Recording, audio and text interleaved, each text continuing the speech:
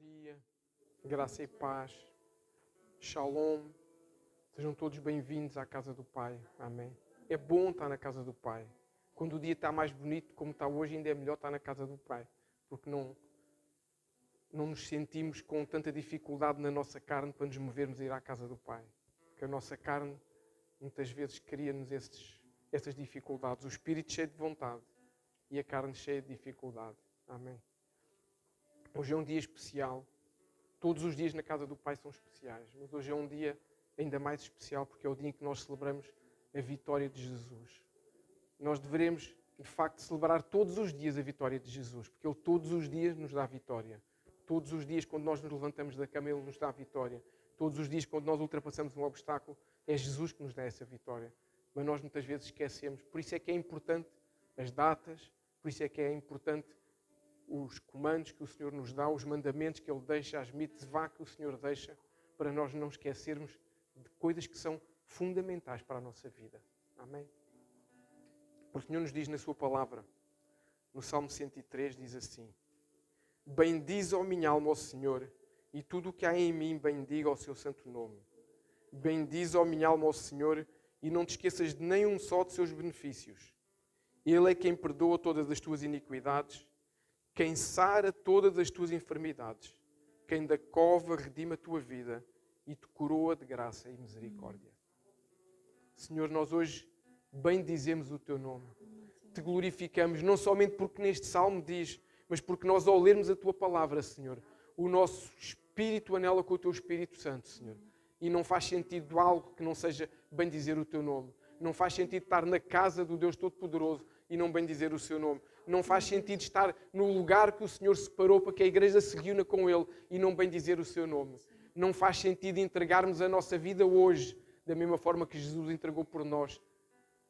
Mas Ele com sacrifício, hoje com prazer e alegria, sem ser para bendizer ao Senhor. Por isso hoje te dizemos, Senhor Espírito Santo, move-te neste lugar. Senhor Espírito Santo, toca nos nossos corações. Jesus, Jesus, Tu és o perfeito, o santo, o puro, o magnífico. A nossa estrela da manhã vem sobre este lugar, vem sobre as nossas vidas. Só estamos aqui porque Tu um dia deste a Tua vida por nós, senão não estávamos. Então hoje nos alegramos e hoje dizemos, bendize a nossa alma ao Senhor. Então o bendizemos, o glorificamos, declaramos que Ele é santo, declaramos que Ele é bom, declaramos que Ele é bondoso, declaramos que Ele é majestoso, declaramos que Ele é maravilhoso, declaramos que Ele é fiel, que é um Deus justo, que é um Deus poderoso, um Deus amoroso, um Deus misericordioso, um Deus longânimo. A nossa alma se alegra na Tua presença, Senhor. Te glorificamos. Damos graças ao Teu nome. Santo, santo, santo és Tu, Senhor. Nos alegramos por estar na Tua presença. Oh, Senhor. E é diante da Tua cruz que nós nos alegramos, Senhor. É diante do Teu sacrifício que nos alegramos. Então vem, Senhor. Vem trazer-nos vida, Senhor. Vem trazer-nos vida nesta manhã. A vida que nos entregaste há cerca de 2000 anos atrás. Vem trazer hoje, esta manhã, sobre a Tua igreja, Senhor.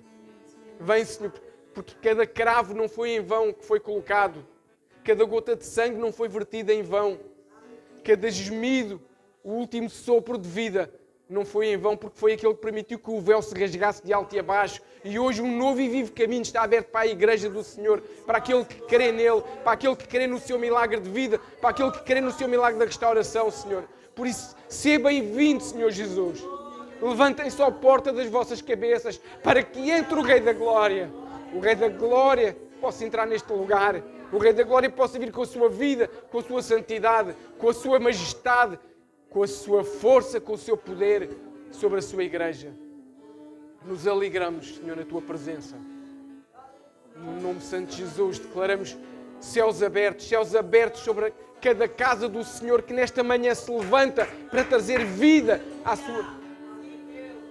Céus abertos sobre cada homem, sobre cada mulher que hoje, por questões físicas ou outras, não pode vir à casa de Deus, mas no seu lugar onde está, na sua casa, no seu leito de cama, na sua prisão, no seu hospital, hoje declara que há um Deus vivo, que os céus se abram sobre essas casas também. É o que eu declaro no nome santo de Jesus. Toda a glória seja para Ti, Senhor. Toda a honra seja para Ti. Te adoramos, Senhor Jesus. Adoramos o Teu nome. Mas mais do que o Teu nome, Te adoramos. O Filho do Deus vivo, que deu a vida por cada um de nós, que subiu àquela cruz para nos dar vida. Te adoramos, não somente hoje, mas sempre, porque é de Ti que tudo vem. É de Ti que vem a nossa vida, é de Ti que vem a nossa alegria, é de Ti que vem a nossa certeza no amanhã, Senhor. Te adoramos.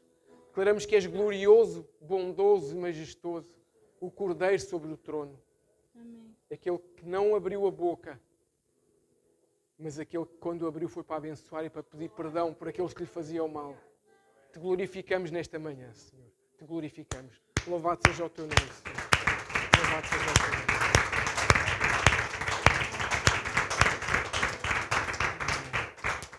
Podemos tomar os nossos lugares. Amém.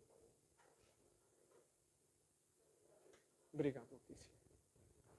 Bom dia mais uma vez. Shalom. Graça e paz. Que a graça do Senhor possa estar sobre as nossas vidas. Há um ano atrás celebrávamos Páscoa no meio de um confinamento. Não é? Há um ano atrás celebrávamos Páscoa sem poder estar uns com os outros. Ainda não podemos abraçar, a gente às vezes esquece-se um pouquinho, mas ainda não se deve. Não é não pode, não se deve. Mas há um ano atrás fazíamos muita coisa online, fazíamos tudo sem ser presencial. Mas fazíamos na mesma. Mas a gente sabe que é outra coisa quando nós estamos juntos. Nós sabemos que é outra coisa. Não é? Quando estamos juntos é mais fácil. A nossa conexão com uma igreja, com o Espírito Santo, é mais fácil. É mais fácil adorar em conjunto do que em casa haver uma transmissão. A gente sabe que é mais difícil. Mas também sabemos que o bom Deus nos guardou nestes 2 anos. O bom Deus em cada tempo de confinamento, em cada tempo de dificuldade. O bom Deus nos guardava e criava as circunstâncias e as conexões necessárias para nós podermos ser alimentados por Ele na mesma. E isso é motivo de grande alegria para nós. Amém. Senhor Espírito Santo, eu entrego este tempo em Tuas mãos. Que este tempo de Páscoa, que esta ministração que Tu preparaste para a Tua igreja, Senhor, possa dar fruto nos nossos corações, possa trazer-nos a vida que Jesus nos trouxe mesmo.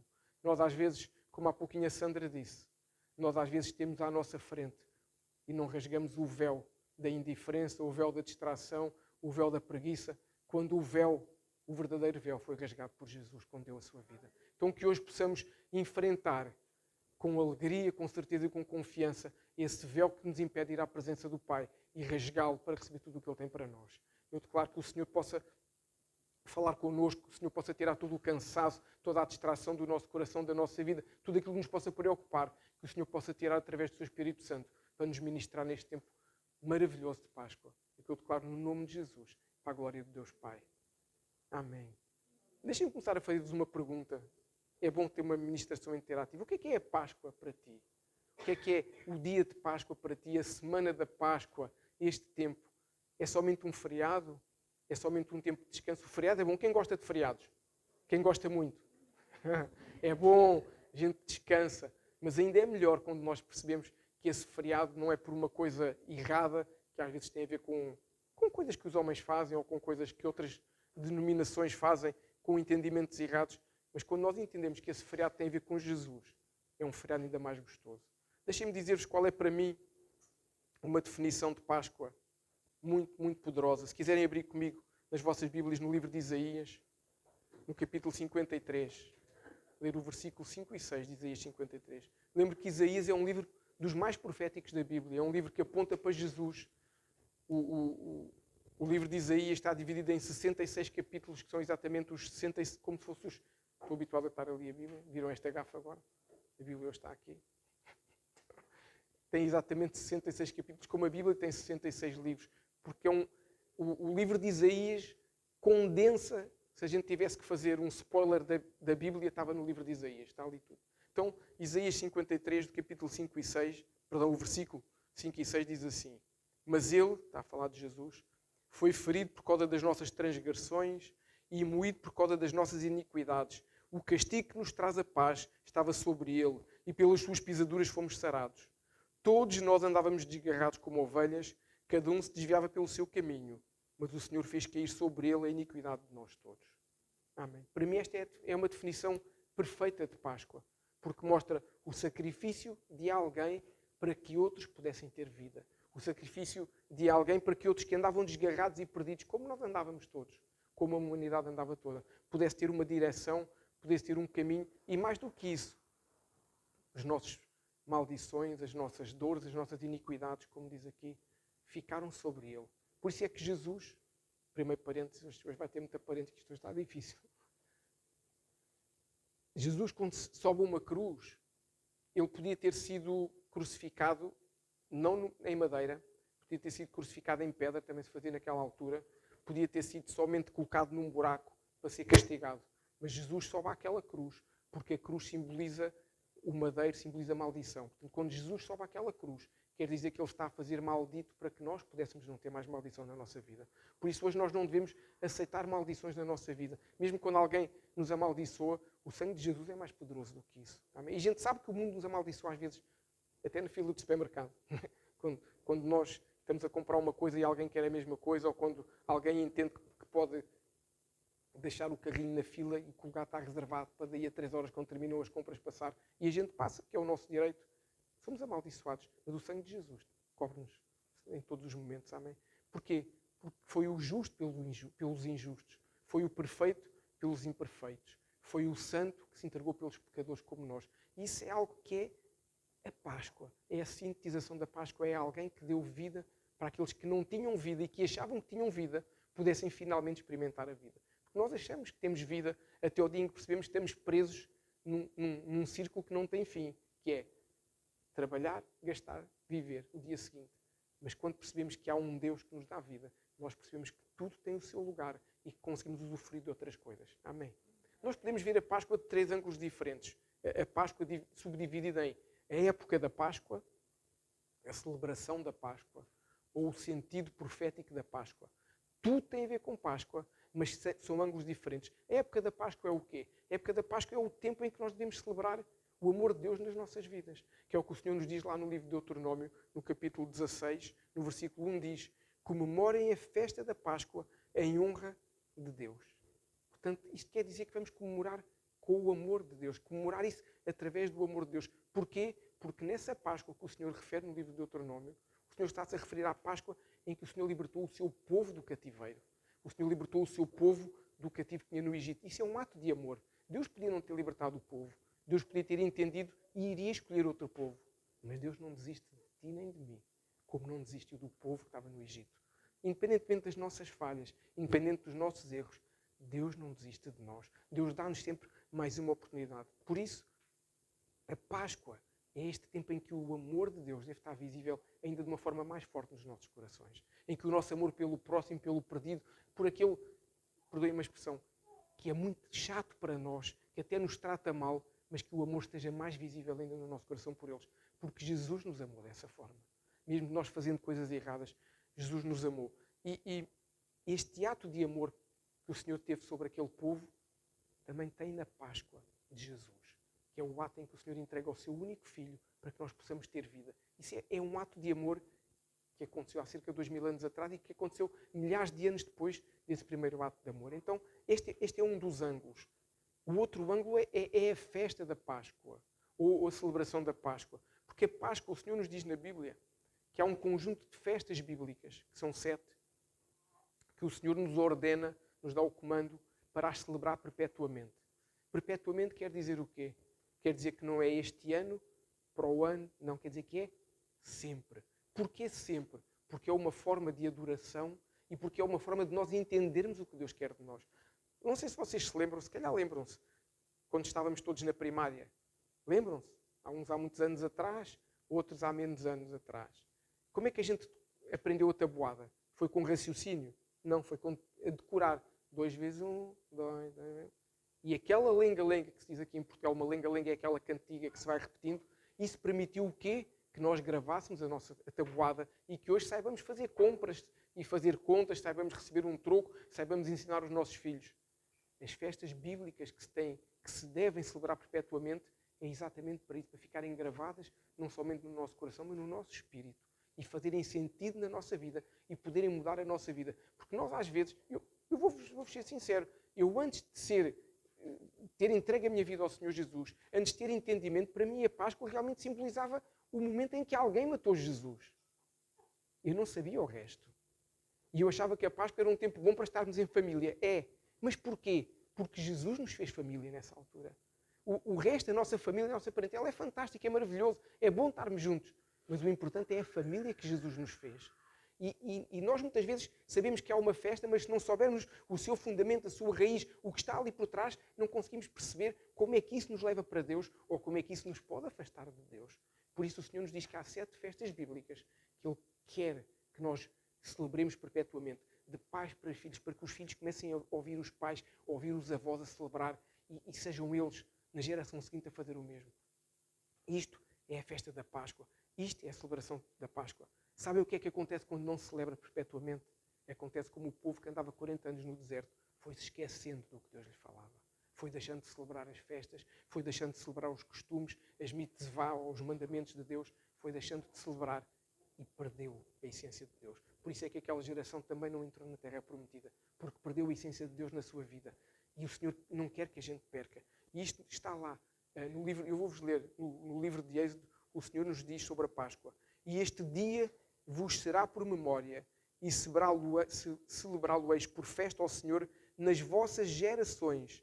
O celebrareis por estatuto perpétuo. Portanto, não sou eu que estou a inventar que tem que celebrar perpetuamente. É a palavra de Deus. Agora já não volto mais a ouvir. É a palavra de Deus que nos diz que nós temos que celebrar perpetuamente. Porque é um conselho. Deixa-me fazer aqui um alerta. É pecado não celebrar a Páscoa? Não. É pecado não celebrar Pentecostes? Não. É pecado não celebrar tabernáculos? Não. É um desperdício de vida. Mas não é pecado. Vamos para o céu na mesma? Vamos. Se não formos pecadores, vamos para o céu na mesma. Agora, é a tal diferença entre poder só ter a vida eterna ou ter a vida eterna e a vida em abundância que Jesus nos veio dar. Quando nós temos o entendimento das festas bíblicas, nós temos vida e vida em abundância.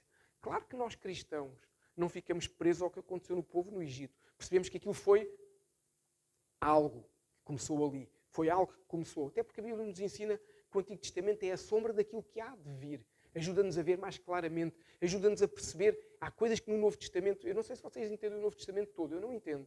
Eu tenho muita dúvida ainda sobre muita coisa. Isto, talvez um dia, se calhar quando lá chegar acima, não me interessa isso para nada. Tenho Deus à minha frente. Vou passar o tempo todo a dizer santo, santo, santo. E não me interessa as minhas dúvidas.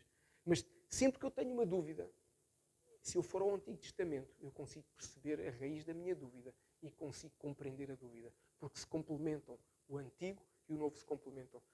Mas para nós, realmente, esta festa da Páscoa, mais importante do que celebrar perpetuamente por aquilo que o Senhor fez no Egito, é celebrar perpetuamente por aquilo que o Senhor fez na cruz por nós. Claro, nós somos cristãos. E o sacrifício do Senhor Jesus representa a nossa libertação, como na altura o povo foi liberto do Egito, nós hoje somos libertos do Egito, que para nós representa o mundo. Amém? E depois temos o sentido profético da Páscoa. E o que é o sentido profético da Páscoa? É que o povo no Egito teve uma libertação física, saiu de uma terra e foi para outra geografia. Para nós a libertação é espiritual. A gente continua a viver na mesma casa, a trabalhar no mesmo trabalho, a estudar na mesma escola, a ter a mesma família, a ter a mesma parentela, mas somos libertos espiritualmente. Deixamos de ser escravos pelo nosso coração. Não somos escravos mais de ter que estar ali a fazer com argamassa tijolos para o faraó, mas deixamos de ser escravos do mundo, do pecado, das concupiscências da carne, do erro, do adultério, das falhas, do roubo. Deixamos de ser escravos disso tudo para ser libertos. E quando somos libertos, o Senhor coloca o seu Espírito em nós. Nos coloca esse selo. Então este é o sentido profético da Páscoa também. Porque se não houvesse Páscoa, nada disto acontecia. Se não houvesse Jesus na Páscoa, nada disto acontecia. Eu acho, e acredito que vocês concordem comigo, foi mais fácil para o povo no Egito perceber que estava a ser liberto do que para o cristão perceber que é liberto. Porque uma libertação física a gente vê logo ali, não é? A gente percebe. Eles saíram, eles deixaram de ter alguém a chicoteá-los, eles deixaram de ter alguém a dizer o que eles faziam e o que não podiam fazer, a humilhar, a tratar mal. Eles deixaram de trabalhar de sol a sol, com dor. E nós muitas vezes não percebemos essa libertação espiritual porque fisicamente vemos tudo na mesma. Por isso é que é mais difícil. O que eles não sabiam, aquele povo do Egito, é que todo aquele cerimonial que o Senhor lhes deu na altura, sobre a noite da Páscoa, era um cerimonial que apontava profeticamente para Jesus. Por isso é que temos aqui esta mesa, que eu já vou falar sobre ela também mais tarde, porque tudo aquilo que estava ali, a acontecer naquela altura, na primeira Páscoa, apontava para a Páscoa de Jesus. E Páscoa, o termo original Páscoa é Pessach, ou Pessah, consoante alguns queiram dizer, e significa passar por cima, significa poupar no hebraico. Porquê? Porque foi o que aconteceu no Egito. No Egito, o povo foi poupado.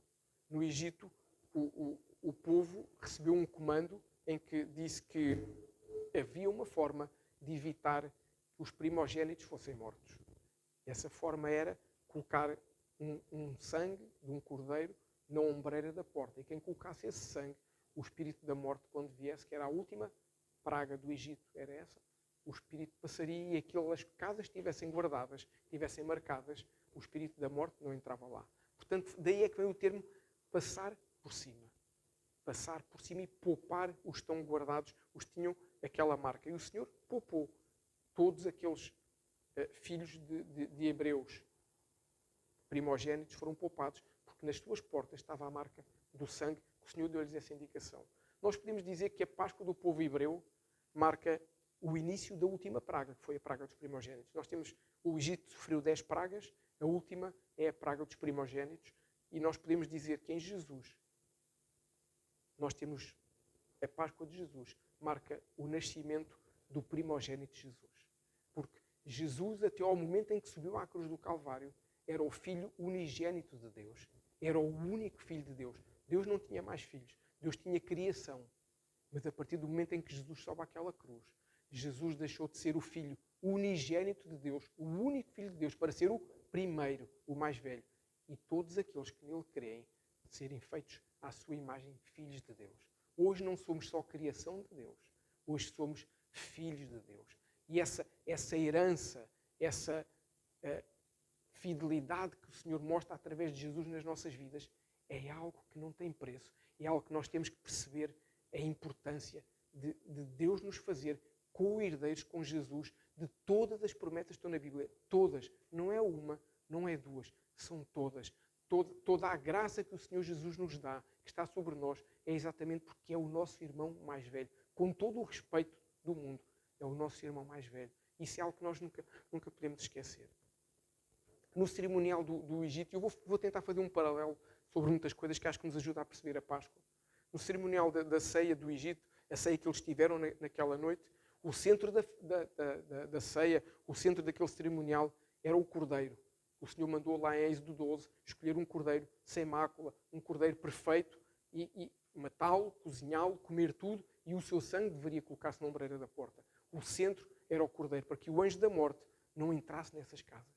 Esse cordeiro já aponta profeticamente para Jesus. Eles não sabiam porque é que era o cordeiro, não sabiam porque é que não tinha sido uma galinha, que era mais fácil de matar, mais rápido, era só torcer o pescoço, o cordeiro. Porquê? Eles não sabiam. Porquê é que não podia ser qualquer um? Eles não sabiam. Hoje sabemos, temos essa revelação, que ele apontava para Jesus. Porquê? Porque o Senhor nos diz na sua palavra que aquele cordeiro não podia ter defeitos, da mesma forma que Jesus não tinha defeitos.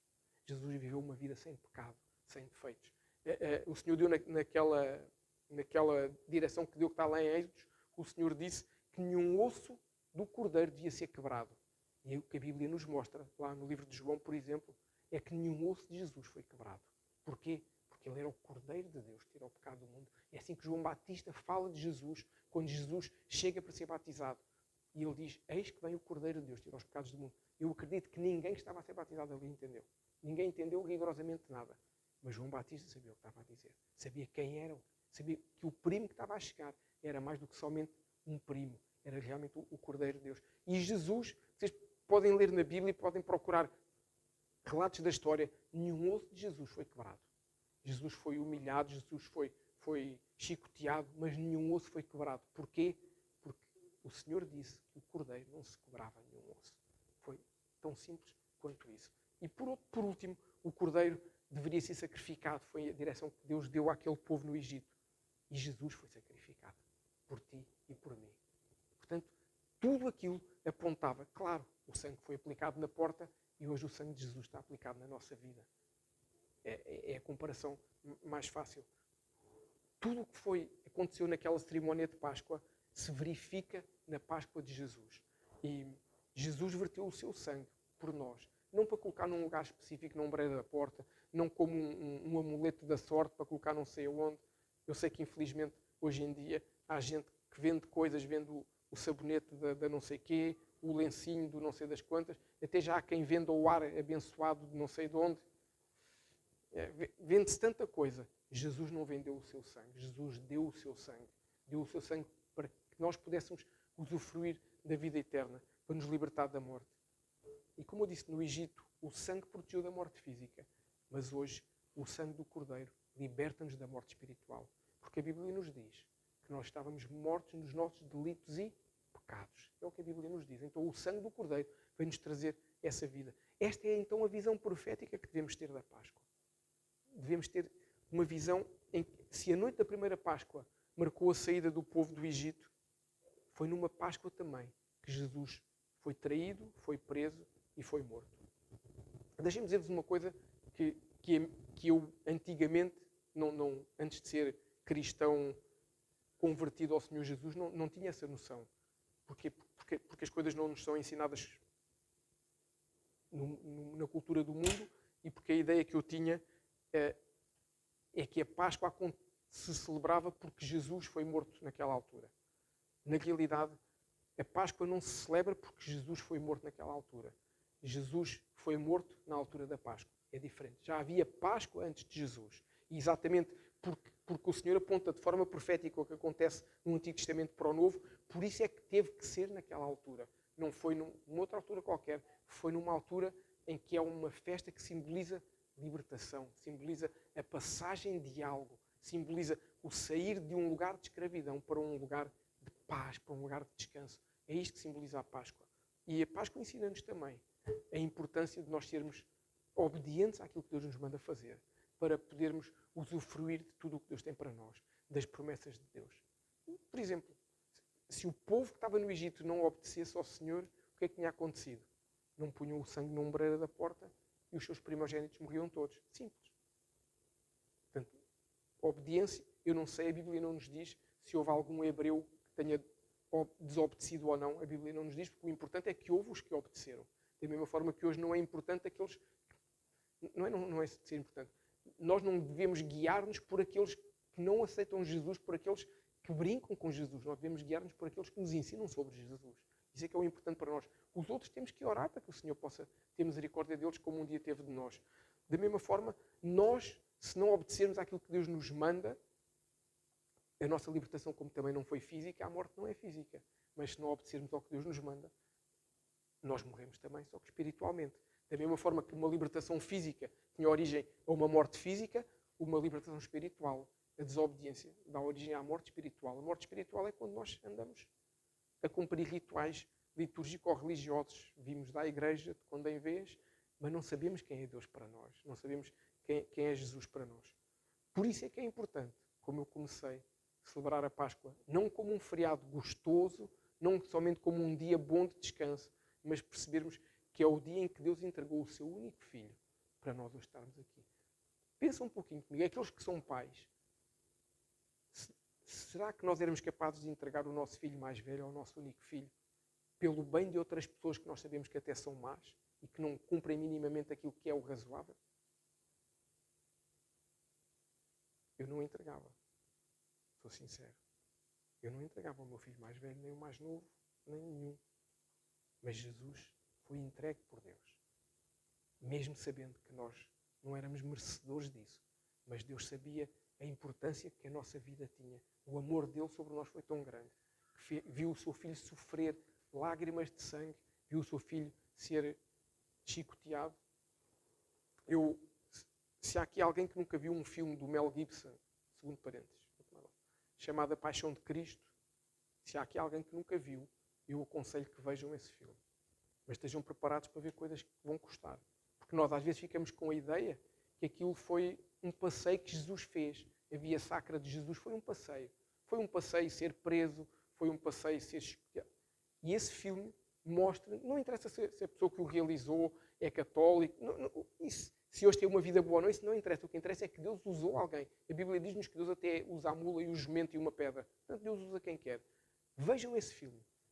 Esse filme hoje deve estar grátis em qualquer plataforma ou disponível na net para ver. Se não viram, vejam esse filme da Paixão de Cristo. E talvez nos ajude a perceber um pouquinho mais que aquilo não foi tão fácil como às vezes a gente interioriza e acha que por onde Jesus foi. Se calhar a gente ao fim de 10 minutos de filme já dizemos assim, epá, isto foi mais difícil do que eu pensava. Ajuda muito a percebermos. Mas então, voltando aqui à Páscoa, nesta Páscoa que nós temos que celebrar perpetuamente, da mesma forma que eu falei de 3 visões que temos tido sobre a Páscoa, há 3 pontos que nós nunca podemos esquecer sobre a Páscoa. Em primeiro lugar, que a Páscoa significa libertação. Não podemos esquecer isso. A Páscoa significa a libertação que o Senhor nos dá, da mesma forma que libertou o povo do Egito. Em segundo lugar, que a Páscoa significa o lugar, alcançar um lugar de conforto espiritual. Conforto não é relax, ok? Eu estar confortável não quer dizer que eu esteja relaxado. Relaxado no sentido de não me esforçar. Conforto, porquê? Porque o Senhor, quando libertou o povo, levou o povo para uma terra que mana leite e mel. Não é? A terra prometida, a terra boa. E hoje o Senhor nos quer levar também, através da Páscoa, para um lugar de conforto espiritual. Porquê? Porque sabemos quem somos. Sabemos aquilo que podemos esperar de Deus. Deus sabe aquilo que pode esperar de nós, mesmo quando nós não sabemos. Mas nós sabemos aquilo que podemos esperar de Deus. E nós sabemos que em Deus, mesmo no meio do problema, nós não devemos estar desconfortáveis nem preocupados. Porque o Jesus que acalma a tempestade é o Jesus que acalma a nossa tempestade. O Jesus que acalmou a tempestade no barco, quando os seus discípulos achavam que iam morrer com o vento e com as ondas e com os trovões, é o mesmo Jesus que hoje acalma a nossa tempestade e nos traz conforto. Por isso, a Páscoa também simboliza conforto. E em terceiro lugar, significa claramente revelação. Revelação de que o jugo do Senhor é suave e leve. Revelação de que é melhor estar debaixo da direção de Jesus do que da direção do mundo. Ou, dizendo de uma forma mais violenta, posso falar de uma forma mais violenta. É melhor que o meu Senhor seja Jesus do que seja o diabo. É muito melhor. Muito melhor. Em vários níveis. Para já, o primeiro logo de uma forma muito egoísta é que eu tenho a vida eterna no lugar bom em vez de ter a vida eterna no lugar mau. Deixem-me dizer isto de uma forma diferente. Nós, como criação de Deus, se isto ficar fora de contexto, vai ser uma coisa linda na internet. Nós, como criação de Deus, o nosso espírito vai viver eternamente. Nós, a nossa carninha, esta bela carninha que nós temos aqui, os nossos belos músculos, a nossa cabeleira farta, tudo isso um dia vai para o pó, que foi para o pó, foi de onde veio, volta para lá. Mas o espírito não. O espírito continua vivo. O espírito é feito à imagem, como o Senhor diz lá em Gênesis, façamos lá a nossa imagem conforme a nossa semelhança. O nosso espírito é vivo, não morre. Nós aqui na Terra vivemos 100 anos, vá lá. Não é? Os meus pais viveram, minha mãe viveu até aos 96. Pronto, não é? Portanto, nós podemos viver até perto dessa idade, 100 anos. Não chegaremos aos 500 de antigamente, no tempo de Noé, nem por aí que se pareça, graças a Deus. Mas é a nossa carne que vai. O nosso espírito fica vivo. Se a gente parar um pouquinho para pensar, eu estou preocupado com 100 anos e não estou preocupado com o resto, eu não estou a pôr o tico e o teco a trabalharem um com o outro. Eu tenho que me preocupar é com o tempo que eu vou passar depois, porque posso passar num sítio bom ou num sítio mau. Quem gostava de hoje em dia estar a viver na Ucrânia? Eu não. Quem gostava de estar a viver na Síria? Eu não. Quem gostava de viver na Coreia do Norte? Eu não. Na Eritreia? Eu também não. É pior. É melhor a gente apontar as nossas baterias para viver no sítio bom. Por isso, o jugo do Senhor é melhor que as prisões que o mundo nos propõe, como coisas bonitas e agradáveis. Mas quando a gente lá entra, já não sai. É como é que nós fazemos... Terceiro parênteses. Como é que nós apanhamos um rato? Hoje em dia a gente tem coisas próprias, tem remédio que deixa e não sei o quê. Quando eu era criança, apanhava-se um rato como? Punha-se um bocadinho de queijo numa ratoeira, não era? Eu lembro-me disso, o meu pai montava às vezes a ratoeira, de vez em quando lá aparecia um rato. Eu morava em Lisboa, mas de vez em quando lá aparecia um rato. E quando aparece um rato é o pânico em casa. O rato é enorme, mas é o pânico em casa. Parece um dinossauro que está lá em casa. Não é? E, então aquilo punha-se o queijo com todo o cuidado, porque se falhava a pôr o queijo, antes do rato ia ao dedo, não é? E como é que o rato é apanhado? O rato é apanhado porque vai com muita sede ao pote, não é? O rato é apanhado porque vê uma coisa agradável, vai naquele engodo e quando dá por ele, nunca mais come batatas, não é? Assim é o pecado. Assim é o mundo a tentar nos convencer. Nunca nos vai convencer com uma coisa errada. Aparentemente, nunca nos vai convencer com uma coisa que a gente veja logo que estamos a perder. Vai nos aliciar com algo, depois da gente entrar na ratoeira. É difícil para sair. Mas podemos sair. Mas é difícil. Muitas vezes é o nosso próprio orgulho que nos leva a não sair. Amém? Voltando aqui à Páscoa. A Sandra, na sexta-feira de manhã, como sexta-feira foi feriado, estávamos mais calmos. Depois ela veio para aqui montar uma data de coisas com a Malena. Estiveram aqui e a Rosilena a fazer uma data de coisas. E depois disso ela estava-me a perguntar que eu já sabia o que é que ia pregar hoje na Páscoa. E a minha resposta foi muito simples: não faço a menor ideia. Páscoa é Páscoa, mas não faço ideia. Não sei, tenho estado a orar, não tenho direção enquanto não tiver direção. E ela perguntou-me se eu ia falar dos 4 cálices, que a gente obviamente iria pôr, que estão aqui nesta mesa tão bonita que elas fizeram. E a minha resposta, isso eu tinha a convicção, é que não ia falar sobre isso. Não ia falar com o detalhe profético do que são os cálices, o que eu senti no meu coração, que eu durante a semana... Vocês sabem como são as mulheres, sabem? Quando querem tentar que a gente faça uma coisa que a gente não quer muito, vão falando de uma forma carinhosa, tipo como o jogador de futebol, quando vai entrar na área, o outro vai dando uma carga de ombro para o empurrar assim para o lado, devagarinho, sem ser falta. Não pode ser à bruta se não é falta. Vai empurrando. Assim são as maravilhosas senhoras que Deus criou para nós. Não é? Quando querem uma coisa e a gente não está a dar muita saída, vão falando hoje, amanhã, mais tarde, sempre, mas não coisa. Ou seja, ela durante a semana ia falando dos cálices. Que taças levamos? Ou seja, ia lançando assim umas coisas. Mas pronto, a gente também, o Espírito Santo nos vai dizendo manter calmo, manter calmo. E eu desde essa altura não sentia que era o tempo de falar sobre os cálices, nem profeticamente sobre a mesa. E na sexta-feira o Senhor confirmou isso, que realmente para o ano, se o Senhor nos permitir, nós vamos falar com detalhes sobre os 4 cálices e sobre esta mesa profética, e não só.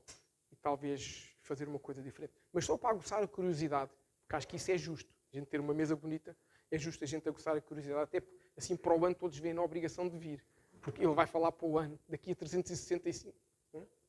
Sim, para o ano não é bissexto. Daqui a 365 dias ele vai falar sobre os cálices. Então, só de uma forma simples, nós temos 4 cálices. O primeiro cálice é o cálice da santificação. Tem um nome, ok? Só para vos aguçar. Não estão aqui por acaso.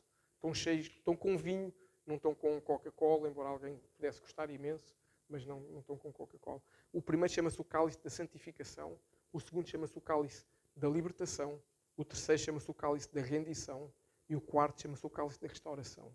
O cálice em que Jesus nos manda cear é este. Okay? Tudo tem um porquê na Bíblia e uma explicação na Bíblia. Jesus, quando diz, façam isto em memória de mim, é com este cálice que Jesus está a beber. Não é nem com o primeiro, nem com o segundo, nem com o quarto. Aliás, o quarto Jesus não bebeu, mas isso fica para o ano. Portanto, este é o cálice, que é o cálice da redenção que o Senhor foi fazer. É esse cálice que o Senhor bebeu quando nos dá o comando de fazer a ceia. E estes elementos da Páscoa que estão aqui são os elementos que estavam, fazem parte da ceia que o povo teve naquele tempo no Egito e que o povo até hoje cumpre. Porque tudo tem um significado profético. Para eles não tinha. Aliás, para eles os cálices não tinham um significado profético. Para eles os cálices, 2 deles tinham um significado. O primeiro, principalmente, o da santificação. O segundo era na base da fé que eles beberam. Mas tudo o que eles fizeram ali, para eles tinha um sentido físico e natural. Nós temos o carpaz, que é esta coisinha com água salgada, com água salgada, que eles usavam isto para molhar a salsa ali e comer junto com, que é o que se chama uma água salgada, por isso simples, eles misturavam a salsa e tinham uma noção física. Porquê? Porque quando eles comiam a salsa, isso ajudava a tirar as dores que eles poderiam ter no estômago, isso ajudava a trazer-lhes algum equilíbrio ao nível do seu físico. Porquê? Porque eles também comiam esta pasta de ervas amargas, tem gengibre, tem alguns outros componentes que são amargos. Esta pasta chama-se maror, e esta pasta de ervas amargas era para os lembrar, eles faziam isto para os lembrar das amarguras que eles tinham por serem escravos, para os lembrar da dificuldade que eles tinham em ser escravos, para os lembrar cada vez que eles faziam essa massa, lembravam-se da argamassa com que eles faziam os tijolos com que estavam a construir para o faraó. E ao mesmo tempo que eles faziam isso, e choravam, tinham água salgada que os lembrava das lágrimas onde eles molhavam a salsa e trazia alguma paz ao seu estômago pelas coisas amargas que eles estavam a comer. Isto tudo naturalmente, eu não vou falar disto profeticamente, isso profeticamente falo para o ano. Depois tem esta pasta que é doce, que é o Rarosete, que é uma pasta feita de amêndoa, passa, maçã e mel. Portanto, acho que tem assim umas misturas. Não é amêndoa, é noz. Noz, mel, passa e maçã, exatamente. E é uma pasta doce que eles comiam também para tirar o salgado e o amargo, mas ao mesmo tempo para os lembrar de como Deus é bom. Como Deus é bom, como Deus cuida, como Deus guarda. Esta era a razão natural. E por fim, ou não por fim, temos aqui o pão sem fermento. Eles tinham 3. Isto chama-se matzá, este pão. Tem um significado para eles natural, que é pão sem fermento, porque eles não tinham tempo para fazer o pão fermentado, porque eles tinham que fazer rápido à ceia para se despachar, para poder sair. Portanto, não dava para fermentar. Portanto, fizeram um pão sem fermento. Depois, mais para a frente, foi-se entendendo que o fermento simboliza o pecado. Então, na época da Páscoa, naquele tempo, começa-se logo a não ter fermento dentro de casa. Isso para nós é o não termos o pecado, não termos maus hábitos dentro de casa para estarmos preparados. Isto chama-se o matzá, que eles comiam profeticamente. Vou-vos só dar assim um spoilerzinho. São 3, porque um representa o Pai, o outro o Filho e o outro o Espírito Santo. Só vos dar um spoilerzinho. Para o ano falo disso com detalhe. Cada um destes matzá tem um significado profético. E isto é o porquê de estar aqui, porque nós temos o entendimento da relação entre o que aconteceu no Antigo Testamento e do que aconteceu no Novo Testamento com Jesus. E é importante nós sabermos as raízes. Mas deixa-me falar-te de mais pontos em comum entre a primeira Páscoa e a Páscoa cristã, ou a Páscoa de Jesus, e que nós cristãos devemos celebrar. Toda a Páscoa tem um centro, que é o Cordeiro. No Egito foi o Cordeiro que eles mataram, como eu já disse há pouco. Hoje em dia, o Cordeiro de Deus tira os pecados do mundo. Esse deve ser o centro da Páscoa. Não vou aqui falar, não sei se conhecem aquela espécie de animais, há uma espécie de animais agora rara, está a dar aí num jardim zoológico, que é um coelho que põe ovos. Não sei se vocês já viram na televisão. Nunca viram um coelho que põe ovos? Eu também não. Mas dizem por aí fora que na Páscoa se comem ovos de chocolate que os coelhos põem. Eu não sei, eu nunca vi. Vocês viram no zoológico? Não sei se no Brasil tem esse zoológico, em África. Aqui em Portugal não tem. Aqui em Portugal tem coelhos que a gente come, tem coelhos que também existem lá, agora coelhos que põem ovos e de chocolate não existe. Mas o mundo tenta nos convencer que existe esse animal novo, que tem 4 patas, até fala e põe ovos de chocolate. E é um coelho. Se virem algum, tirem uma foto, mandem aí para um jornal qualquer coisa, vão ficar ricos de certeza. Portanto, o centro da Páscoa é o Cordeiro. O centro da Páscoa não é nem o ovo da Páscoa, nem o coelho da Páscoa. Muito menos se o coelho vem vestidinho com roupa e com boné, então ainda é mais engraçado. Tipo Gremlin, aquele desenho há uns anos atrás daquele filme engraçado. Mas a verdade é que o mundo tenta desvirtuar. O centro da Páscoa é o Cordeiro. O centro da Páscoa é Jesus. Não é mais nada. É bom comer ovos de Páscoa de chocolate? É. Eu não sou grande fã porque não sou fã de chocolate. Gosto mais de amêndoas. É bom comer coisas da Páscoa? É. É errado cristãos comerem coisas que se vendem aí na altura da Páscoa? Não. Se nós formos comer alguma coisa que é consagrada especificamente por alguém, é errado, não o devemos fazer. Agora, comer chocolates, o ovo de chocolate não é mais do que um chocolate. Comê-lo agora na Páscoa ou comer daqui a um mês é exatamente a mesma coisa. Desde que nós não façamos disso a vida também na nossa casa e na nossa família e que nós possamos ensinar aos nossos filhos. Na escola, quando te derem um ovo de Páscoa, tu dizes assim, obrigado por este ovo de chocolate. Porque a Páscoa não tem ovos. Quer dizer, tem ovo só se for o ovo cozido da galinha. Por acaso falta aqui na mesa por questões, mesmo por propósito que nós não quisermos, deveria ter aqui um ovo e deveria ter também um osso, porque tem a ver com o osso, com o simbolizar que eles não deixavam nada. Mas isso falaste há pouco. Portanto, a Páscoa tem como centro o Cordeiro. A Páscoa tem um sinal. Ou seja, quando a gente fala de Páscoa, devemos pensar num sinal que é o sangue. O sinal que a Páscoa nos traz é o sangue. Deus mandou que o sangue fosse colocado numa ombreira da porta para que os primogénitos não morressem. E é o sangue que Jesus verteu na cruz.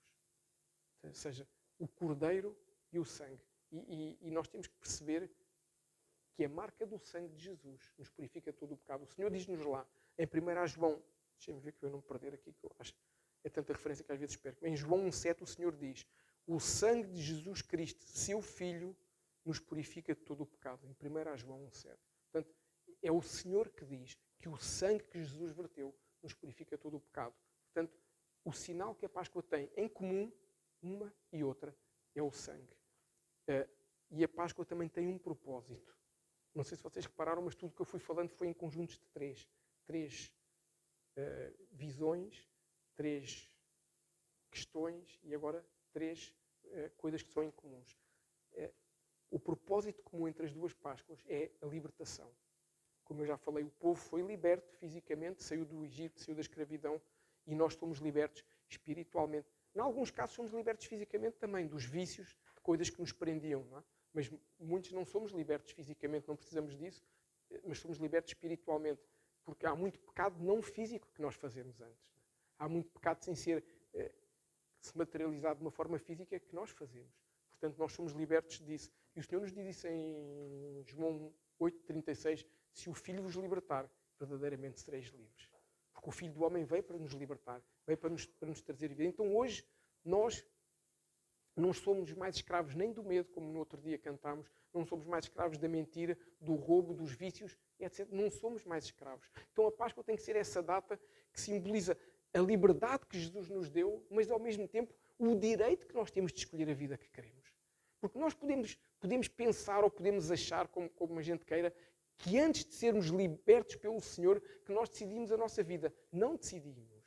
Nós estávamos convencidos que sim, mas vivíamos de tal forma embrenhados no pecado, nas práticas que se calhar muitas vezes aprendemos desde criança, que aquilo para nós era natural. Eu já dei muita vez o exemplo, eu fui educado por pais com princípios e de seriedade e tudo mais, e os meus pais eram uma bênção, fantástico, mas, por exemplo, a minha mãe achava que mentir era normal. Não aquela mentira para fazer mal a alguém, aquela mentira que se chama a mentira piedosa, a mentira quando não se quer dizer, olha, queres ir à praia, por exemplo. E a minha mãe, em vez de dizer, não me apetece ir à praia, ai, estou com uma dor no pé. Porquê? Para a outra pessoa não ficar eventualmente triste. Ou seja, eu fui habituado em criança que isto era normal. Não estou a fazer mal a ninguém, mas estou... Qual era a intenção desta mentira? Era a pessoa não insistir, mas vem lá, mas eu levo-te ao colo, mas vais... E então, dizendo uma coisa qualquer, a pessoa acabava logo por ali com o tema. Ou alguém tocava a campainha, minha mãe vinha à porta, queríamos, sei lá, falar uma coisa qualquer e vender o que quer que seja. É tão fácil, eu sei que é difícil. Eu, às vezes ao telefone também me custa, mas com a educação digo, obrigado, não estou interessado. E quando a pessoa insiste, eu digo, vou contar até 3 e vou desligar, que é para não ser educado. 1, 2, 3, boa tarde. Então, resolve-se o tema na hora. Eu não sou... Eu, por educação, devo atender quem me liga, mas não sou obrigado a aturar ali 10 minutos ou 15 de conversa a vender uma coisa que eu não quero à partida. Não é? Portanto, com educação, aviso que vou desligar. A pessoa continua, porque tem lá o guião, e eu digo, 1, 2, 3. Mas a minha mãe, se alguém lhe batesse à porta para vender uma coisa que não quisesse, dizia, agora não posso, tenha comido ao lume e pode queimar. Se calhar já tínhamos todos comido. Ou seja, isto é um pecado grave? Não. Mas não há pecado grave, da mesma forma que não há oração forte, que é aquilo que os cristãos às vezes acham que há. Há oração a Deus e há pecado. Ou seja, há coisas que nós às vezes... Eu fui criado neste ambiente, portanto para mim era normal. Quando não me apetecia fazer uma coisa, em vez de dizer, não me apetece, arranjava, dá-me orelha. Sei lá. E isto são coisas que nós temos que ser libertos por Jesus. Porque são hábitos que ficam para nós e que nós achamos normal. E então quando não fazemos mal a ninguém, ainda é mais fácil. Por isto para vos dizer o quê? Que nós às vezes achamos que antes de conhecer Jesus escolhemos a nossa vida, não escolhemos nada. Nós somos condicionados, há quem falei do ratinho da ratoeira, mas somos condicionados como aqueles hamsterzinhos que vão lá no labirinto seguir as coisas. Eles acham que estão a definir o caminho deles, não estão nada, estão a definir o caminho que alguém definiu. E nós, antes de conhecer Jesus, estamos no caminho que o mundo definiu para nós. E vamos nele e não percebemos isso. Mas Jesus nos deu esse favor de nos libertar. E hoje nós podemos escolher. Hoje só peca quem quer. Eu ouvi uma vez um pregador em Itália, há uns anos, dizer uma frase que me marcou num seminário que nós fomos a Roma. E ele disse-nos uma coisa que é verdade, é que não existe nem no céu, nem no inferno, poder nenhum que obrigue o homem a pecar. No inferno existe demónios que nos tentam condicionar. Obrigar, ninguém obriga.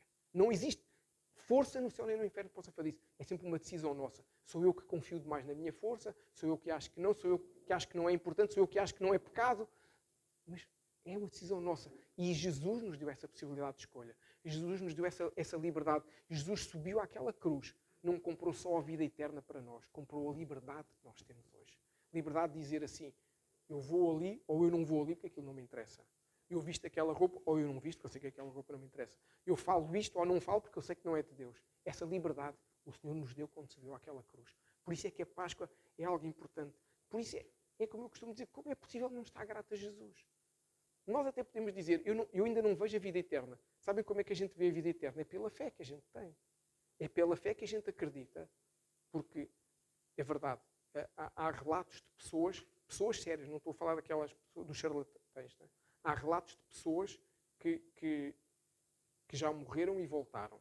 Há pessoas sérias. E que realmente dizem que aquilo era maravilhoso. Portanto, nós temos a noção, por relatos dessas pessoas, não só pela fé, que é verdade, que há um lugar maravilhoso à nossa espera. Mas é pela fé que a gente sabe isso. É pela fé que a gente sabe quando Jesus disse, em casa do meu pai há muitas moradas, vou preparar uma para vós. É a nossa fé que nos diz que há uma morada à nossa espera. É a nossa fé que nos diz isso. Mas, independentemente disso, da vida eterna, que eu estou grato a Jesus, mas é algo que eu não consigo concretizar hoje, não consigo materializar, não é algo tangível, eu não consigo ver. As outras coisas eu vejo. Eu vejo a forma como a minha família é diferente hoje do que era antes de eu ser cristão. Aliás, eu vejo a família que eu tenho hoje que eu não tinha antes de ser cristão. E nós vemos tanta coisa que conseguimos perceber e aí vemos que Jesus nos libertou para trazermos essas coisas todas, para termos, para usufruirmos. Não estou a falar de riquezas, não estou a falar de dinheiro, estou a falar de ter vida, de ter o poder de escolha. O poder da escolha hoje está nas nossas mãos. Porque, guiados pelo Espírito Santo, mas o poder de escolher aquilo que nós queremos está nas nossas mãos. Por isso, não é possível não estar grato a Jesus. O povo do Egito teve que fazer um conjunto de tarefas para poder ser livre da escravidão. Não é? Teve que fazer uma ceia especial, teve que matar um cordeiro, teve que pôr um sangue na porta. O povo no Egito teve um conjunto de tarefas importantes. Nós não temos que fazer nada. É tudo dado pela graça de Deus.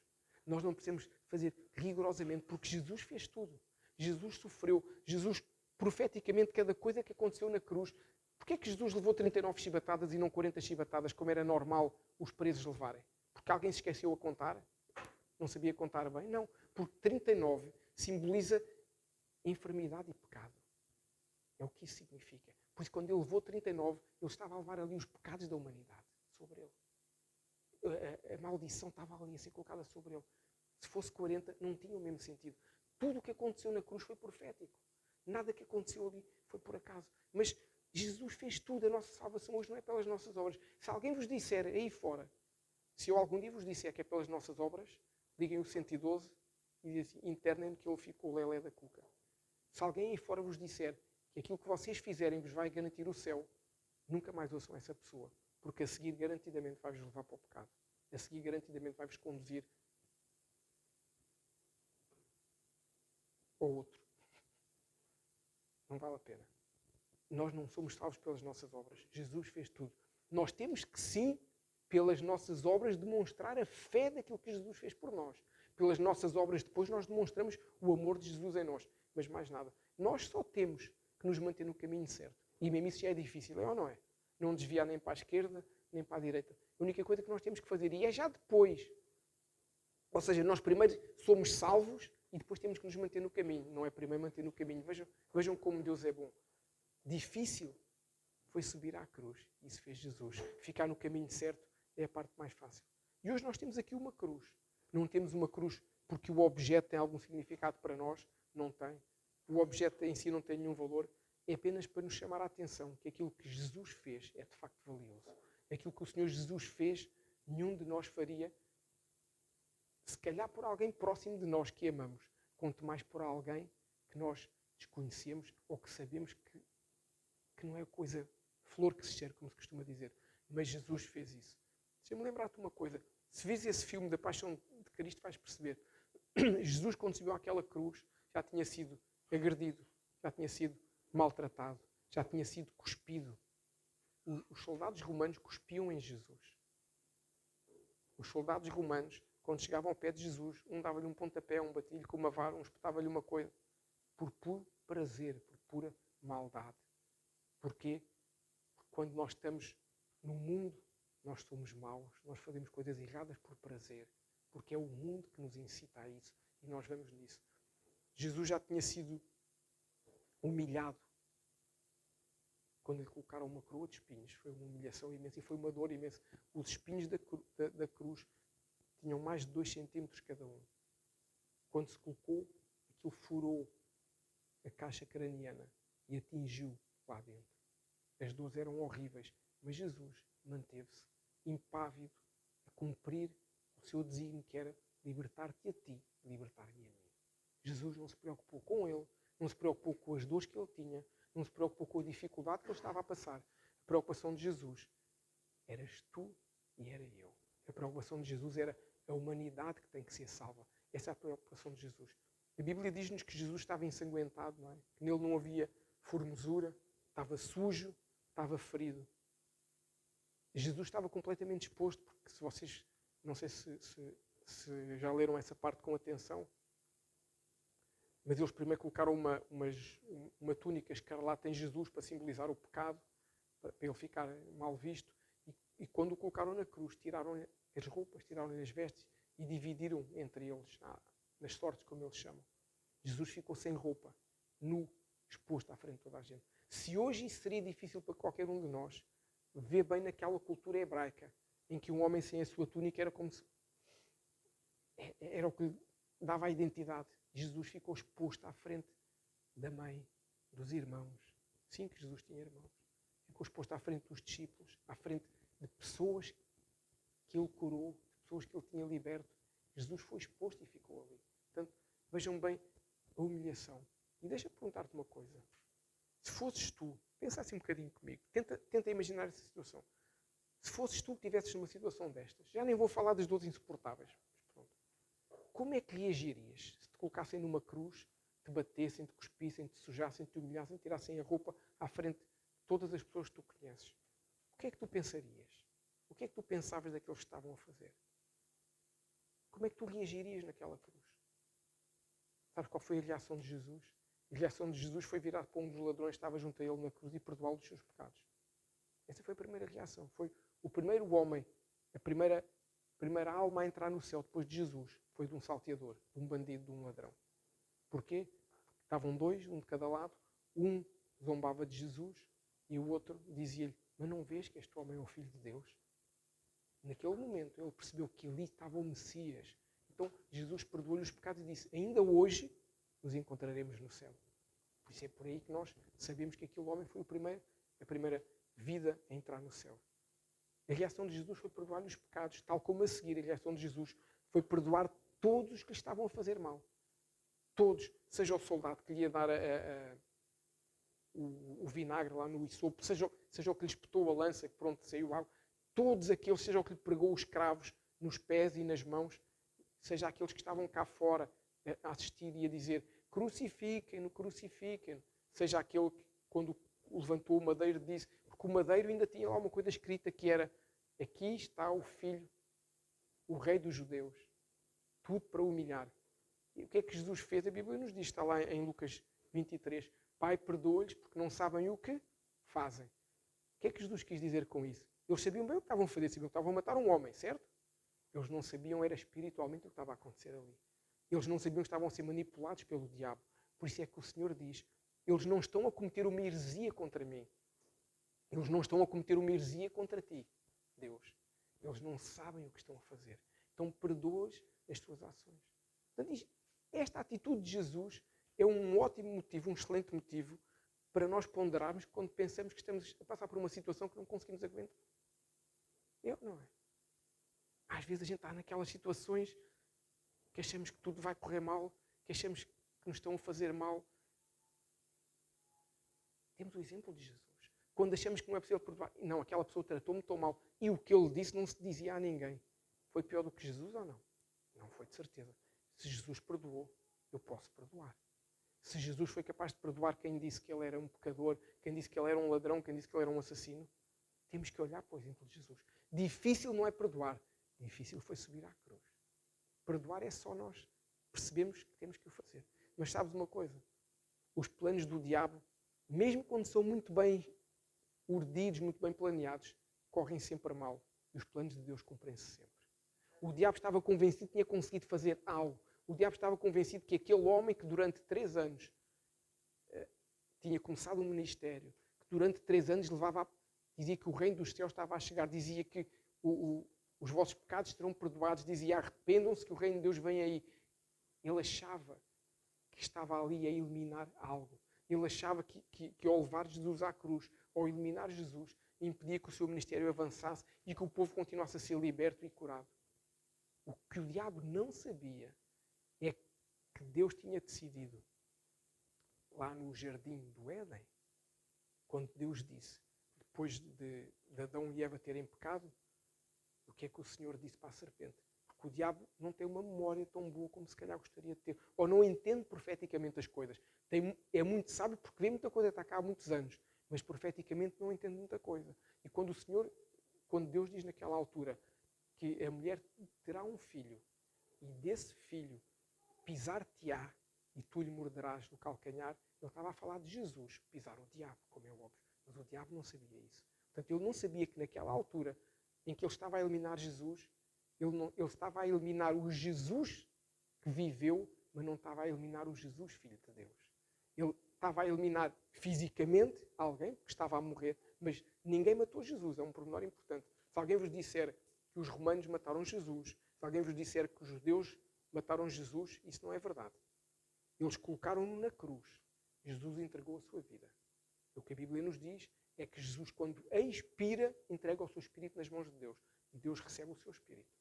Ninguém o matou. Okay? Colocaram-no lá para que as coisas acontecessem. Mas nenhum homem tem o poder de matar Jesus. Jesus não se mata. Mesmo fisicamente, isso não foi permitido. E é importante a gente ter essa consciência. Claro, houve culpados, houve os romanos. Claro que sim, não estou a tirar as culpas de ninguém. Mas foi Jesus que disse, quando o Senhor diz, está consumado. Não é? Quando ele fala com o Pai, ele suspira e entrega o seu espírito nas mãos de Deus. Mas o que ele não sabia, o diabo, como eu estava a dizer, é que naquele momento em que Deus diz isso, Deus está a decidir que nós, seres humanos, fazemos parte da história. E que as coisas não se jogam entre o diabo e os seus amiguinhos. Nós, seres humanos, fazemos parte da história. Portanto, o que ele não sabia é que nós não íamos ser meros espectadores para ver Jesus ali na cruz, naquela situação. O que ele não sabia é que Jesus, ao morrer, é como a semente que para ter vida tem que morrer. Quando a gente coloca uma semente na terra, ela tem que morrer para germinar. O que ele não sabia é que o Jesus físico tinha que morrer para que o Jesus espiritual pudesse viver em nós. E o diabo não sabia disso. E essa é uma das maravilhas da Páscoa. É uma das revelações que a Páscoa nos traz. É que foi preciso o Jesus físico morrer para que o Jesus espiritual viva em cada um de nós através do Espírito Santo que o Senhor nos entrega. Isso é que é importante. E aquela semente que morreu para germinar deu muitos frutos até hoje. Amém. Não somente as nossas vidas, mas milhões e milhões de vidas pelo mundo fora que sabem hoje que há um diabo, sabem hoje que há um mundo errado e sabem hoje que há um reino dos céus, um reino de Deus que nos traz vida e vida em abundância. E essa é a maravilha da Páscoa. O que o diabo não sabia é que ele, em vez de parar ali o ministério de Jesus, ele ajudou os planos de Deus. Temos vários relatos na Bíblia em que o diabo acaba por ajudar os planos de Deus sem saber. Este é mais um deles. Ele não sabia, mas se ele não tem feito aquilo, a humanidade não podia crer num Jesus e ter vida eterna. Mas como ele ajudou que isso acontecesse, hoje nós cremos neste Jesus, não temos vida eterna e não morremos. Ou seja, os planos do diabo podem ser bem planeados, mas Deus, que está no controle de todas as coisas, não é o diabo, é Deus que está no controle de todas as coisas. Deus ajeita os planos para se transformarem a nosso favor. Eu não vou dizer a favor de Deus, porque Deus não precisa que nada ocorra a seu favor, porque Ele é o Deus soberano, mas que corram ao nosso favor. E o diabo tentou humilhar Jesus, o diabo tentou impedir que ele fosse honrado pelos seus, de qualquer maneira. Deixa-me fazer aqui mais um parênteses. Há bocadinho falei é só o terceiro, não é? Acho. Falei da cruz, da coroa de espinhos. O diabo não fazia a menor ideia que ao colocar uma coroa de espinhos em Jesus, estava perante testemunhas a dizer que reconhecia que ele era rei. Mas a verdade é que ele estava a dizer perante testemunhas que ele era rei, independentemente da dor que a coroa fazia ou não, independentemente do mal-estar que trouxe a Jesus, das dores agonizantes, Ele achou que estava a humilhá-lo, mas foi o próprio Senhor das Trevas que disse, ele é o rei. Ele não é rei. E a humilhação ainda foi maior quando a Bíblia nos diz que durante os 3 dias em que Jesus morre e ressuscita, Jesus vai ao inferno e traz de lá as chaves da vida e da morte. Como eu costumo dizer, muito a sério, não é brincar, é muito a sério. Ele é um imperador que tem um império, mas não tem as chaves da porta de casa. Quem tem é o Rei Jesus. Ele pode dizer que é muita coisa, faz muita coisa. As chaves estão lá no céu, no trono da graça. Isso é muito importante. O Senhor, aliás, biblicamente ou doutrinariamente, o Senhor entregou essas chaves à igreja, para que a igreja possa realmente abrir aquilo que as trevas querem fechar.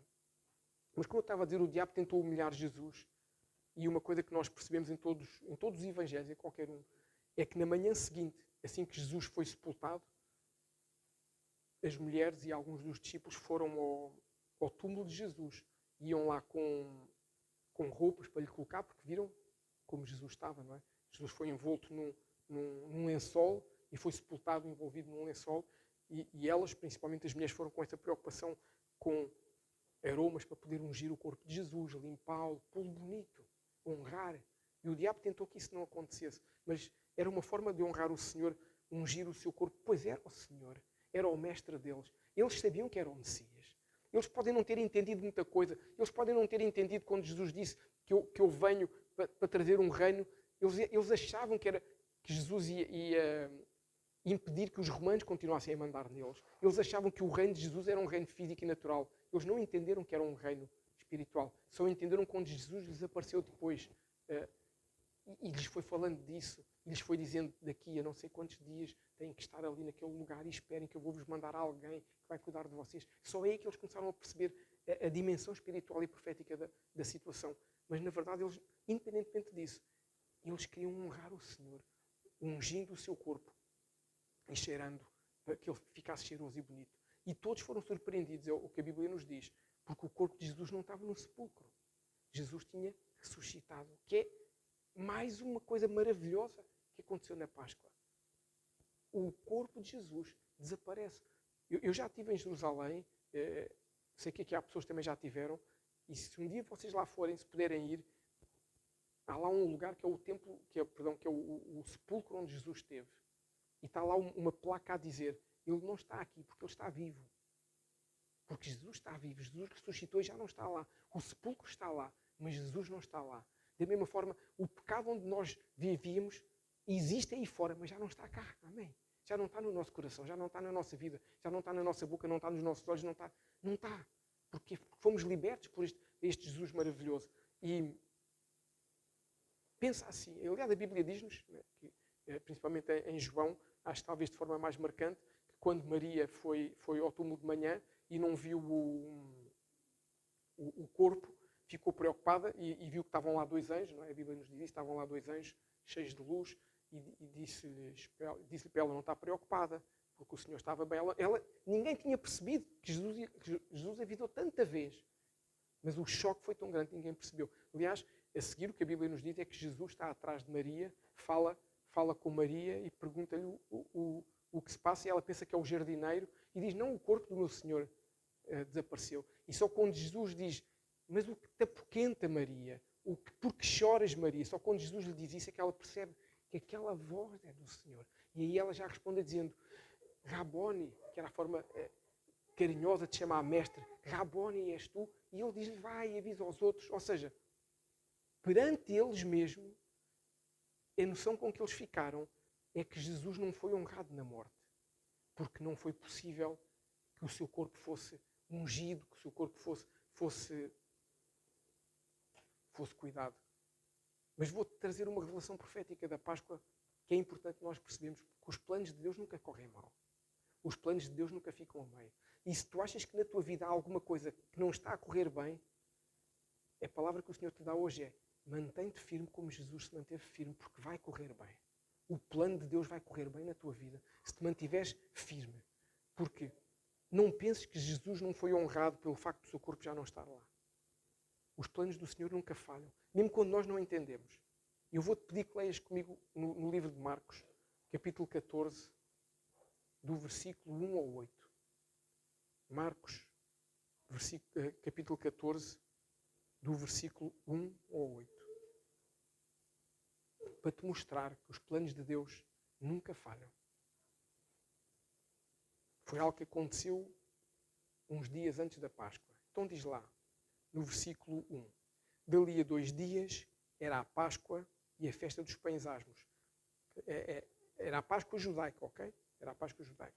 E os principais sacerdotes e os escribas procuravam como o prenderiam à traição e o matariam. Está a falar de Jesus, claro. Não é? Pois diziam, não durante a festa, para que não haja tumulto entre o povo. Estando ele em Betânia, reclinado à mesa em casa de Simão, o leproso, veio uma mulher trazendo um vaso de alabastro com um preciosíssimo perfume de nardo puro. E esta mulher, já agora, só para lembrar que aqui no Evangelho de Marcos não se percebe bem, esta mulher era a irmã de Lázaro, era Maria de Betânia. Okay? Um preciosíssimo perfume de nardo puro e, quebrando o alabastro, o vaso, derramou o bálsamo sobre a cabeça de Jesus. Indignaram-se alguns entre si e diziam, para que este desperdício de bálsamo? Porque este perfume poderia ser vendido por mais de 300 denários e dar-se aos pobres. E murmuravam contra ela. Deixa-me fazer só aqui uma pausa para dizer uma coisa. 300 denários era o equivalente, na altura, um denário era equivalente ao salário de um dia. Ok? Denários ou dinheiros, depende das versões. Portanto, quando alguém está a dizer, fazendo uma brincadeira, se calhar era o Judas que era o tesoureiro, que estava preocupado com isto. Não é? Quando ela aqui está a dizer, ou o apóstolo está a dizer que aquele perfume poderia ser vendido por mais de 300 denários, não sabemos se era 500, 600. Estamos a falar genericamente o salário de um ano. Então pensa assim, pensa quanto é que tu ganhas por mês, multiplica isso por 12, porque na altura não havia 13º, nem subsídio de férias. Não é? Multiplica isso por 12, era o valor daquele perfume. Okay? Pensa, imagina, ganhas 1000 euros por mês, 12 meses aquele perfume valia 12.000 euros. Aquela mulher derramou um perfume de 12.000 euros na cabeça de Jesus. Okay? Portanto, com certeza era algo que ela foi juntando ao longo da vida. Se calhar era a hipotética reforma dela, era uma segurança que ela tinha para um dia difícil. Mas isso não interessa quando a gente se trata de honrar Jesus. Então, onde é que eu estou? Porque este perfume poderia ser vendido por mais de 300 denários e dar-se aos pobres. E murmuravam contra ela. Mas Jesus disse, deixai-a, porque a molestais. Ela praticou boa ação para comigo. Porque os pobres sempre os tendes convosco. E quando quiserdes, podeis fazer-lhes bem. Mas a mim, nem sempre me tendes. Agora, vê bem o versículo 8. Ela fez o que pôde. Antecipou-se a ungir-me para a sepultura. Jesus foi honrado, sim. Jesus foi ungido antes de ir para a sepultura. Jesus não foi para a sepultura, podia ir sujo, mas foi ungido 2 dias antes. Os planos de Deus cumprem-se, mesmo quando todo o mundo se levanta para fazer ao contrário. O Senhor levantou uma mulher, Maria de Betânia, que aquela mulher, e essa é a história, não é, de Maria e de Marta, aquela mulher que aprendeu que é melhor estar onde? Aos pés de Jesus. É bom fazer atividades? É. O que é melhor? Adorar.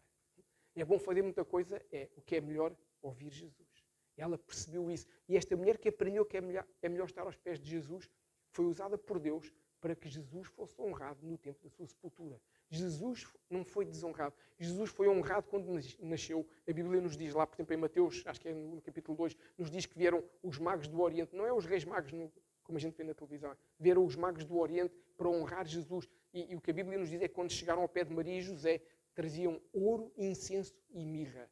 Tudo coisas preciosas e tudo coisas que trazem honra.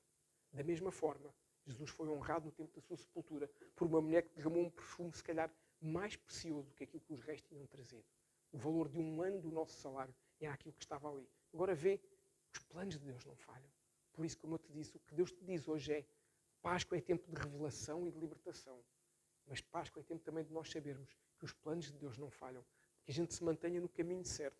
Que os planos de Deus não falham. E esta ação foi tão importante que Jesus depois diz lá a seguir, acho que é logo no versículo 9 ou no versículo 10, que o Senhor Jesus diz que em todo o mundo onde o Evangelho for pregado, será contada esta história para a memória daquela mulher. Ou seja, aqueles que adoram o Senhor em espírito e em verdade, aqueles que honram o Senhor sabe que o seu nome vai ser contado. Da mesma forma que nós temos o nome escrito no livro da vida, que a gente o possa honrar em todo o tempo. Nem os seus discípulos entenderam este momento de honra. Não entenderam aquilo que Jesus estava a dizer. Da mesma forma que também não entenderam que ele ia ressuscitar dentre os mortos.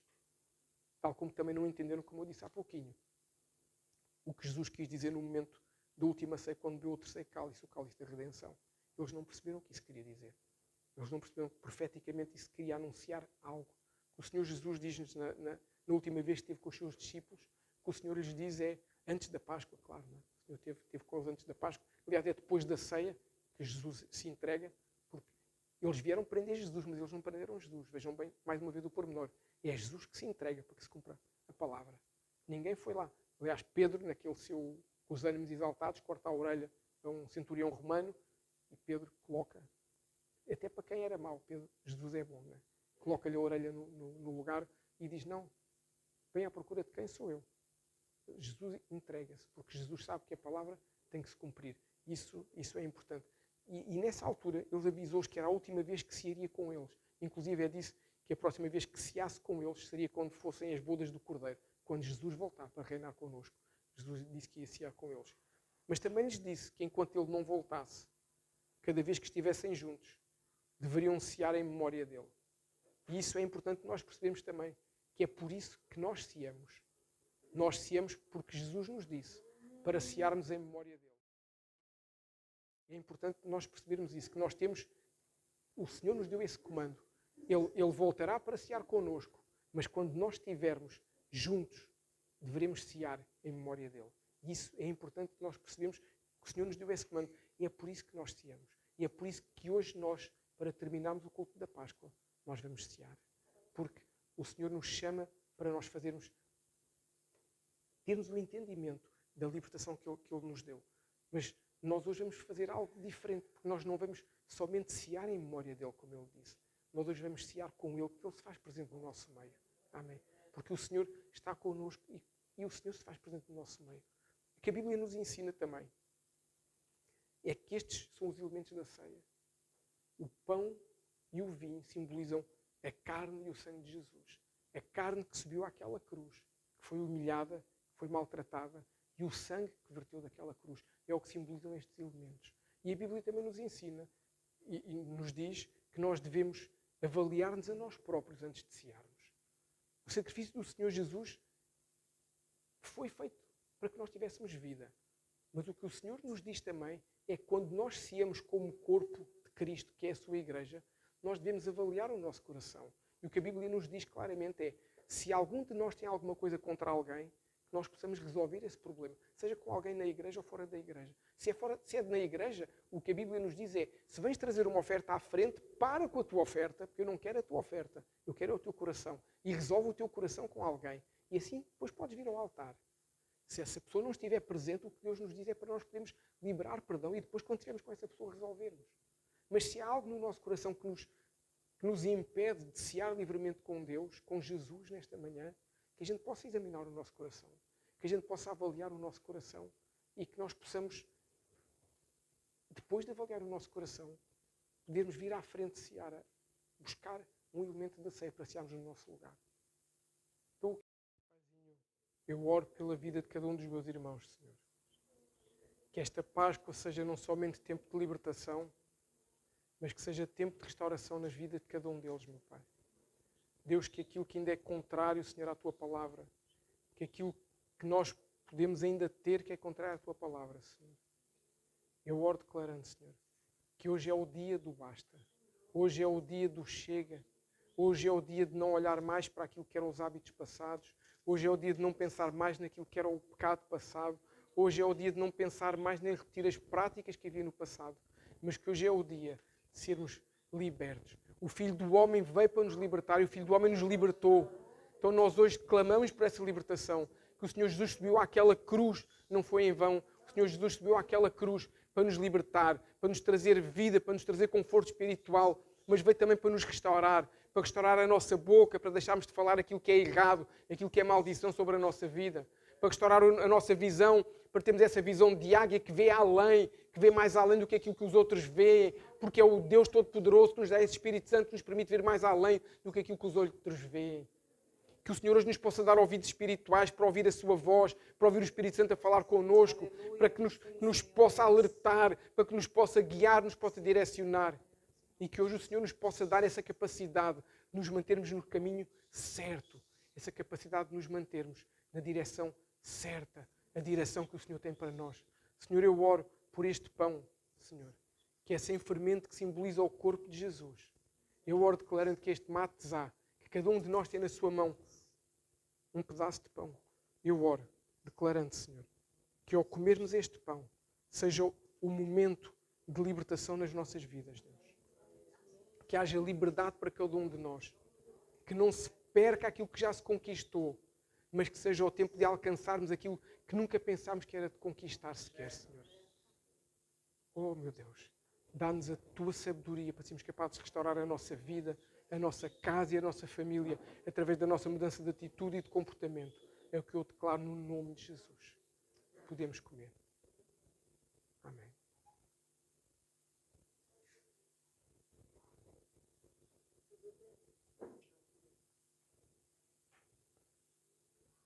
De igual modo, quando o Senhor, naquela ceia, tomou o terceiro cálice, que é o cálice da redenção, e o Senhor lhes disse: fazei isto em memória de mim. Nós hoje fazemos isto em memória do nosso amado, em memória do amado das nossas almas, daquele que deu a vida por nós na cruz do Calvário. Eu oro declarando: se estamos a ser restaurados, o bebermos o sangue de Jesus tem muito mais do que libertação, tem muito mais do que restauração. Eu oro declarando que ao beberes hoje esse cálice, o Senhor possa despertar em ti um coração profético que não tinhas até hoje. O coração que vê aquilo que o homem normal e natural não vê. O coração que sente aquilo que o Espírito Santo quer e pede a cada dia a ti. O coração que entende a forma como os tempos se processam. O coração que entende o mover profético de Deus na sua igreja, mas acima de tudo na tua casa e na tua vida. Eu declaro que o sangue que um dia foi colocado na ombreira das portas no Antigo Testamento, lá no Egito, esse sangue hoje não é físico, é espiritual. Eu declaro que está sobre a tua vida, sobre a tua casa, sobre os teus filhos, sobre os teus netos. Esse sangue te salva dos pecados, esse sangue te redime dos pecados. O Senhor subiu àquela cruz. Ele levou as nossas transgressões, as nossas iniquidades, as nossas dores, as nossas enfermidades, o nosso pecado, a nossa maldição estava lá. Ele se fez maldito por nós. Que ao bebermos este sumo de uva ou este vinho, possa vir sobre nós a cura e a restauração física, emocional, espiritual e um ativar profético em cada um de nós. É o que eu declaro no nome de Jesus. Podemos beber.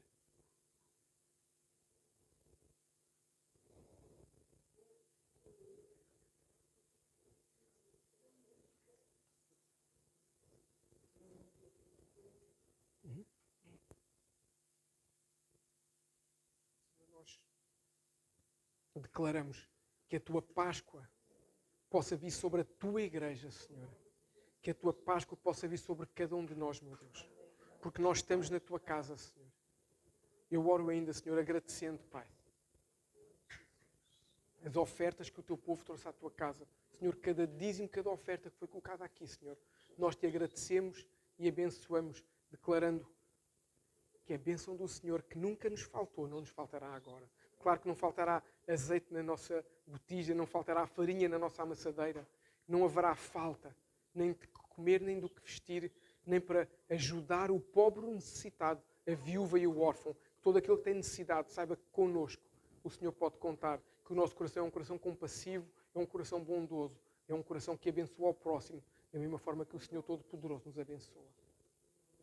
Quanto ao mais, que o amor do Pai, a graça redentora do Senhor Jesus Cristo de Nazaré e a doce comunhão com o Espírito Santo de Deus vivo possam ser com cada um de nós. Não somente nesta Páscoa, não somente nesta semana, não somente neste mês, mas todos os dias da nossa vida, até que o Senhor volte para reinar connosco ou até que nos recolha para o pé dele.